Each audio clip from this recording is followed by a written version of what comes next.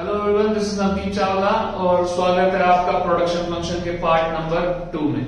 ठीक है, जिसके अंदर हम पढ़ने जा रहे हैं law of variable proportion which is so important.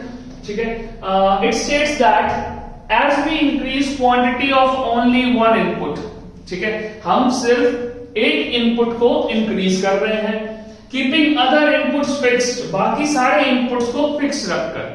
ठीक है, हमको इनपुट्स मतलब सब समझते हैं। इनपुट्स मतलब जैसे कि प्रोडक्शन के अंदर जो भी आप रॉ मटेरियल वगैरह यूज कर रहे हैं, जो लेबर यूज कर रहे हैं, दैट इज इनपुट। ठीक है, अदर सारे इनपुट्स को फिक्स कर रहे हैं और सिर्फ एक इनपुट को हम इंक्रीज कर रहे हैं, जिसकी वजह से क्या हो रहा है, टोटल प्रोडक्ट पहले तो इनिशियली इंक्रीज कर रहा है इंक्रीजिंग रेट से, फिर भी इंक्रीज कर रहा है लेकिन डिक्रीजिंग रेट से, और देन फाइनली नेगेटिव रेट से। इसी को क्या कहा जाता है, लॉ ऑफ वेरिएबल प्रोपोर्शन कहा जाता है। जैसे कि आप इस डायग्राम में देख सकते हैं, TP increases eight increasing rate first stage में। ठीक है, फर्स्ट स्टेज में टीपी इंक्रीज कर रहा है, ठीक है, देन सेकंड में भी इंक्रीज कर रहा है लेकिन डिक्रीजिंग रेट से, और फाइनली इट स्टार्ट डिक्लाइनिंग, और हम इसको नेगेटिव रेट भी कह सकते हैं। ठीक है, ये तीन फेज होते हैं और इसी को लॉ ऑफ वेरिएबल प्रोपोर्शन भी कहा जाता है।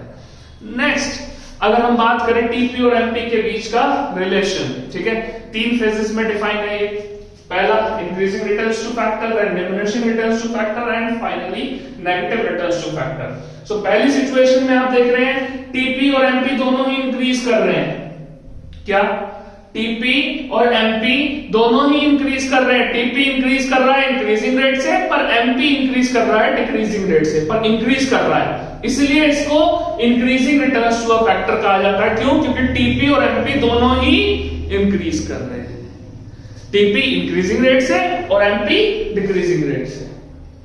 देन सेकंड फेज के स्टार्ट होते ही टीपी अभी भी इंक्रीज कर रहा है लेकिन डिमिनिशिंग रेट से, डिक्रीजिंग रेट से, और एमपी क्या करने लग गया, डिक्लाइन करने लग गया, इसलिए इसको diminishing returns to a factor भी कहा जाता है। ठीक है, नेक्स्ट फेज की शुरुआत में टीपी अपने मैक्सिमम पे है और एमपी 0 हो गया। ठीक है, देन फाइनली टीपी डिक्लाइन कर रहा है और एमपी नेगेटिव हो गया, और इसी वजह से इसको क्या कहा जाता है, negative returns to a factor. Next है एपी और एमपी के बीच का रिलेशन। ठीक है, इसमें हम आगे बढ़े। So as long as MP is more than AP, AP rises, जब तक एमपी क्या, मार्जिनल प्रोडक्ट किससे, एपी से ज्यादा है। ठीक है, जब तक एमपी एपी से ज्यादा है, एपी क्या करेगा, इंक्रीज करेगा। क्या करेगा, इंक्रीज, यानी कि राइज करेगा।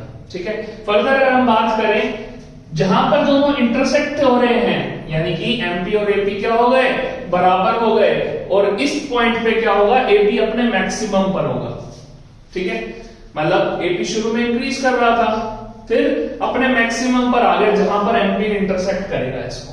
ठीक है, next, when MP is less than AP, और जब एमपी कम हो जाएगा किससे, एपी से, तो एपी क्या करने लग जाएगा, फॉल करने लग जाएगा।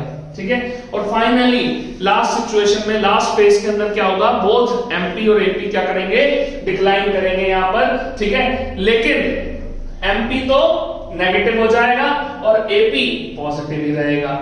ठीक है, तो अगर मैं इसको रिलेशन को दोबारा से क्विक बताऊं, तो पहली सिचुएशन एमपी क्या है, ज्यादा है, MP is more than AP, तो एपी क्या कर रहा है, राइज कर रहा है। ठीक है, फिर दूसरी सिचुएशन में क्या हुआ, एमपी और एपी बराबर हो गए, तो एपी अपने मैक्सिमम पर आ गया।